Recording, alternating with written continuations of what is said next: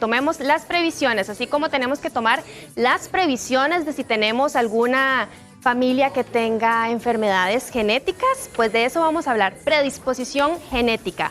¿De qué trata?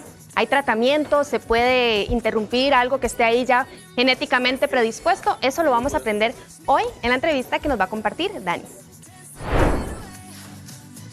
Así es, vamos a conversar de qué tanto influye la herencia genética en nuestra salud, porque si bien es cierto, la ciencia ha avanzado en este campo, podemos hoy comprender mejor lo que realmente implica una carga genética y cómo esta información puede ayudar en la prevención y también en el bienestar de las personas que pueden estar pasando una situación así producto de sus genes. Hoy conversaremos sobre estas enfermedades que pueden estar afectando y que quizás no lo hemos tomado en cuenta y que aumentan el riesgo que pueden luego desarrollarse complicaciones. Pero bueno, aunque estamos en este tema y queremos también abordarlo en los casos que no se han tratado o los que ya han sido diagnosticados, tenemos con nosotros al doctor Juan Carlos Villalta Fallas, que es médico especialista en genética y lo recibimos aquí en Llegó la Hora. Doctor, bienvenido. Muchísimas gracias por la invitación. Un placer. Este tema es muy curioso porque en ocasiones decimos, me cayó una enfermedad y no sé de dónde. ¿Será que sí viene de la parte genética y no lo habíamos considerado? Bueno, miren, pues sí, puede ser una posibilidad, dependiendo del tipo de enfermedad. En términos generales y de acuerdo a la estadística de la Organización Mundial de Salud, hay un poco más de 10.000 enfermedades genéticas identificadas que afectan, a grosso modo, según la data mundial, entre el 3.5% de la población mundial al 6%. Hay data que habla de hasta el 7%. Estamos hablando que podemos haber entre 300 a 400 millones de seres humanos con alguna afección genética. De estas 10.000 enfermedades, hay 7.000 enfermedades que se le llaman enfermedades huérfanas o enfermedades raras, que son enfermedades que tienen una baja prevalencia. ¿Qué es esto? Que son enfermedades poco frecuentes en la población y que pueden afectar también entre el 3.5 a 5% de la población. El 80% de estas enfermedades son de origen genético y el 20% son de otras causas. Doctor, y en este caso, ¿cómo pueden las familias buscar la manera de diagnosticar o entender que hay algo ahí en sus genes que quizás no se evidencie, pero que sí se está transportando en su relación de familia? Sí, bueno, es importante siempre asesorarse con un especialista que sepa del tema, sea la enfermedad que sea, pues idealmente con un genetista clínico, un genetista médico, pero a la audiencia y a los costarricenses que nos escuchan, tengo que decirles que todos los especialistas, sea de la especialidad que sea, médica y o quirúrgica, vemos enfermedades raras.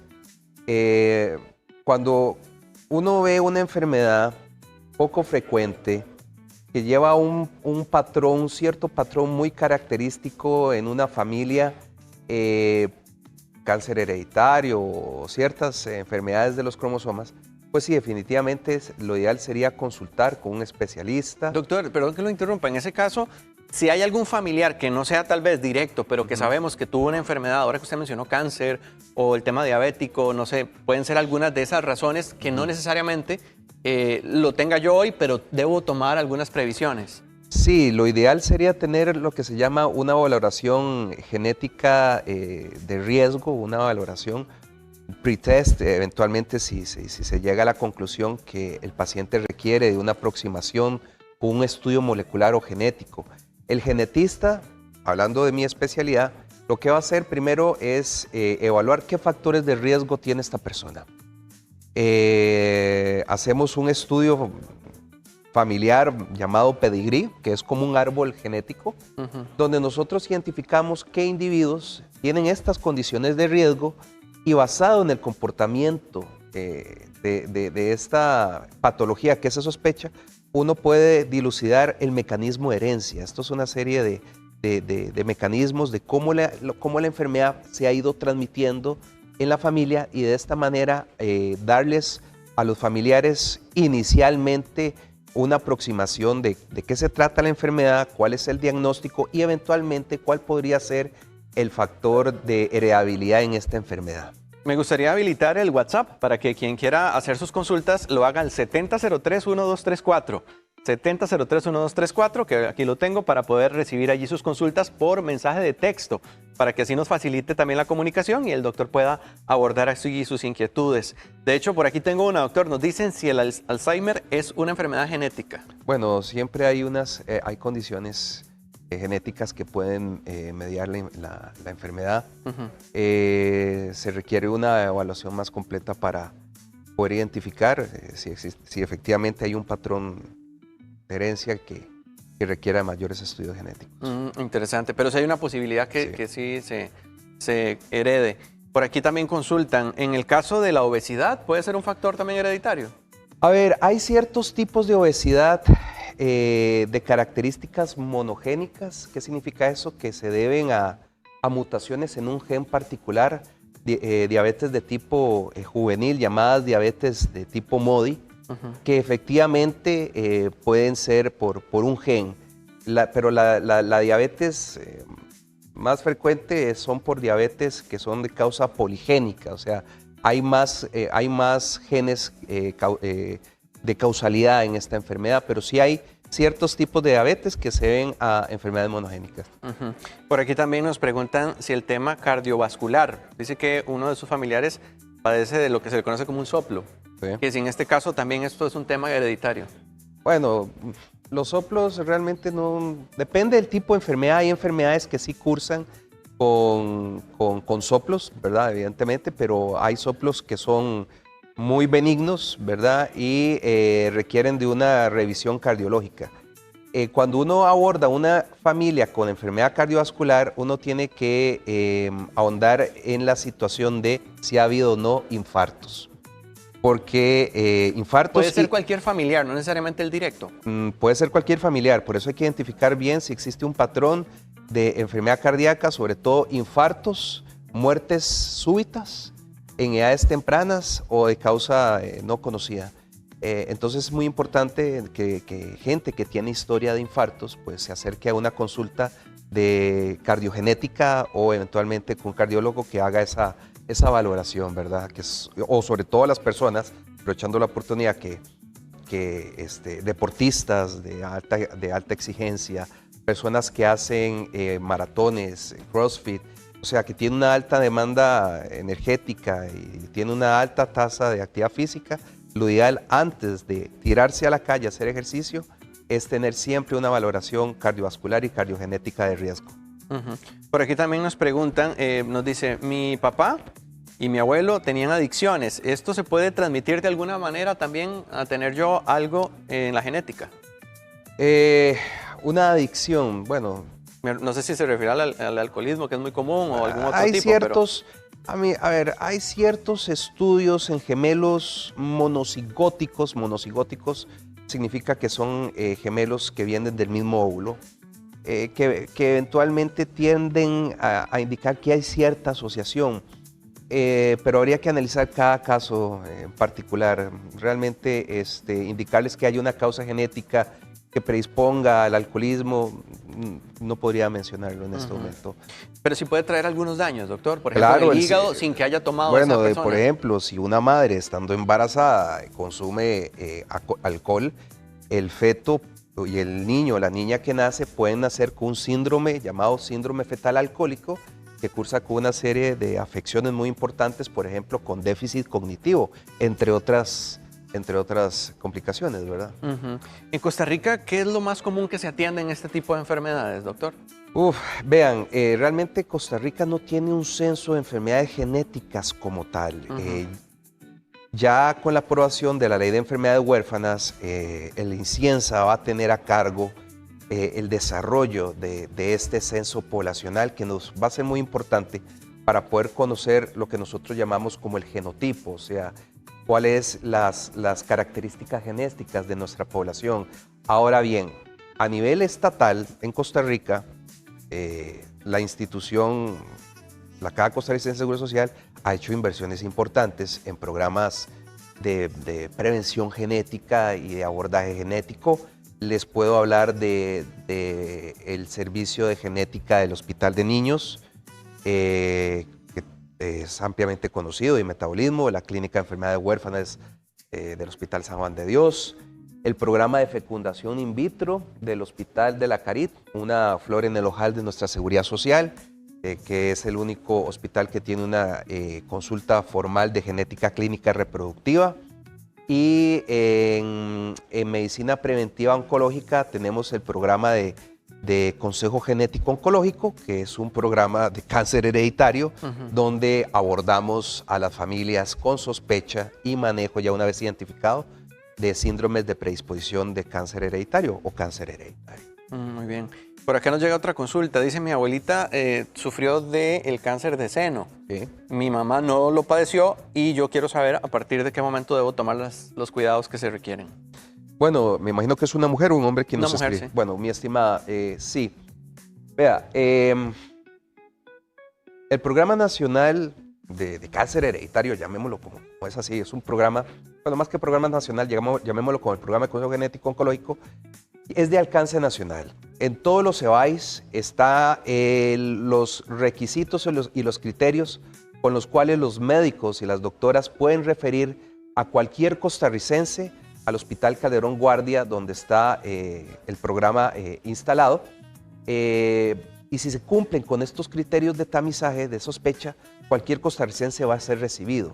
En el caso de una mujer, ¿qué es lo que nos interesa? Por ejemplo, historias de cáncer de mama antes de los 40 años, sobre todo si presentan cáncer de mama antes de los 30 años, si hay un componente de bilateralidad, o sea, si los dos senos han tenido cáncer de mama, lo que nosotros llamamos el inmunofenotipo, o sea, qué tipo de características inmunológicas tiene ese cáncer, si es un cáncer triple negativo, si hay historia de al menos 3 familiares de primer grado afectados, por ejemplo, que si vos hayas estado afectado, tu madre, tu abuela, tu bisabuela, o sea, si hay una agregación importante de casos de cáncer de mama y también, por ejemplo, si la familia presenta una serie de cánceres que nosotros llamamos cánceres que pertenecen a un espectro sospechoso de cáncer hereditario. Por ejemplo, si ha habido en su familia cáncer de mama, cáncer de próstata,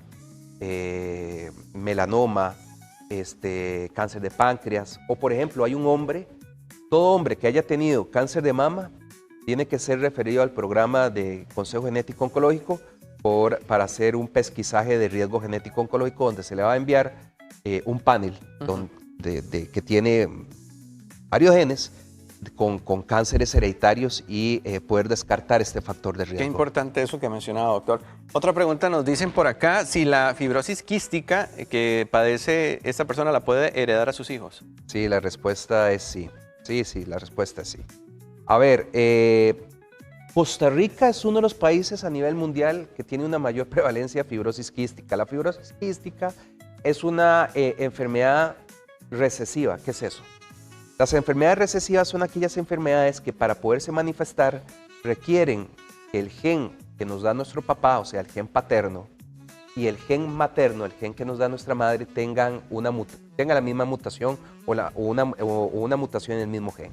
En el caso de la fibrosis quística, el gen es el CFTR.